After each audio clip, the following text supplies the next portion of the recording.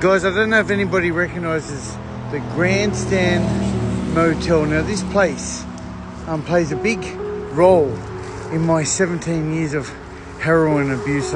This place is quite notorious and infamous for having a lot of bad crimes go down here. But on top of that, it also represents a big part of the fun I used to have in active addiction. I'm going to take you for a little walk around the joint in just a second. You can see they've finally knocked down a bunch of it. Last time I was here, which wasn't long ago, it was about 12 months ago, there was somebody up here squatting in this building here now, bless him. I don't know if I can get around here, but what I want to tell you about is some of the... So this place, you used to be able to come and pay $50 at reception here. Give them $50 and I'll give you a night's accommodation. They had mirrors on the ceiling. It was the most sleazy joint you possibly could get. You used to be able to buy drugs here. You used to be able to hide out from the coppers.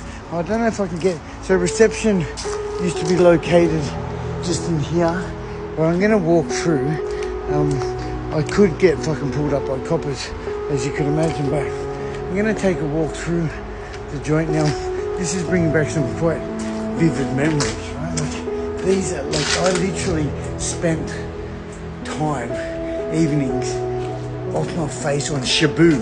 There used to be, it was ice, but back in the day when ice first hit, oh my fucking God, there's a fucking peacock. What the fuck? Hey mate, what the fuck is there a peacock doing here? He's fucking squatting. Hey, peacock. Well, I really want to get through here, which I cannot. Look at the fucking bird here. Alright guys, so there's still a big chance that there's some crazy shit still going on down here now. Just taking a look in here. I'm gonna walk you around. Actually look, this was reception. This is the old, by looks of it, this looks like it was one of the abandoned, or this is one. Hey Dan. I thought this was reception, it was, but they look like old hotel rooms. Guys, what I'm going to do, hang on, the fucking coppers are here. It's okay. What I'm going to do is I'm going to walk you around and just show you some of the... Now, literally, there was a sex slave syndicate going on here. A big shout out to B. It's B-ish.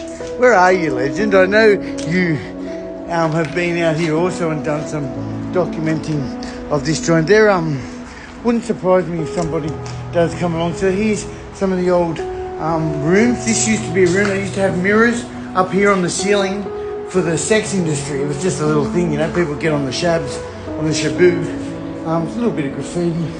So anyway guys, like the thing is, I used to drive stolen cars everywhere I'd go.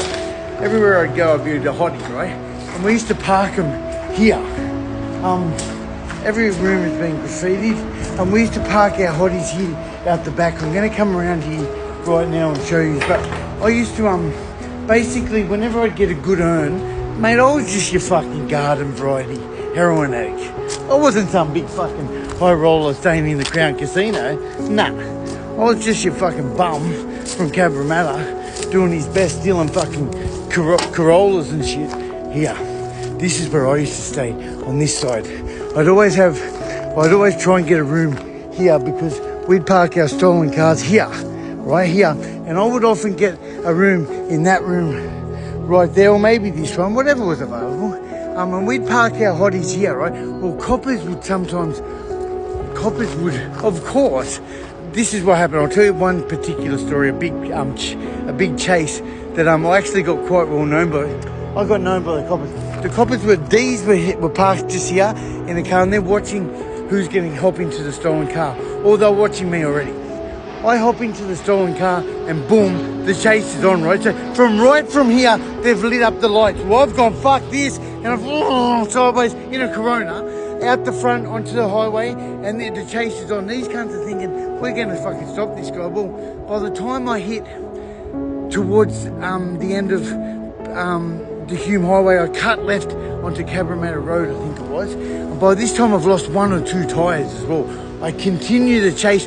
I end up running and escaping until I had no tyres left. I shit you fucking not. I know it's not a sensible thing. I shouldn't be proud of something like this. Nobody was hurt in this chase, but I had 4 tyres, 4 wheels, sparks flying everywhere, and I'm flying and sliding around corners anyway. I finally end up jumping out at fucking Smithfield, right? Which is like 7 kilometers away from here, with 4 or 5 fucking paddy wagons behind me. Finally, and I jump, I bounce a couple of fences. There's a couple of other people in my car, right? They, I don't know what happened to them, but I've jumped out and I've had coppers straight on my ass. I've bounced a couple of fences. I got away, and then the dogs found me. They sniffed me out and found me hiding behind a garage, and they got me. Like, of course they got me because they're in threat for their lives because I was a fucking maniac, right? Anyway, the coppers ended up fucking throwing me in the paddy wagon and said, Dan, that was a good fucking chase. They literally said to me that they had I was never out of their distance, you know. I was never out of their sight. I was in a fucking Corona. But I was literally fucking sliding around the streets on 4 wheels. Anyway, guys, look, nothing to be proud of. This is the Grand Stand Hotel, guys. A lot of drugs went down through here. A lot of illegal activities. As I mentioned just before, the sex industry even had apparently beautiful people, I don't know, against their will or something like that. Hocking, you know. Yeah, guys, just another story from my history, and much love. Meh.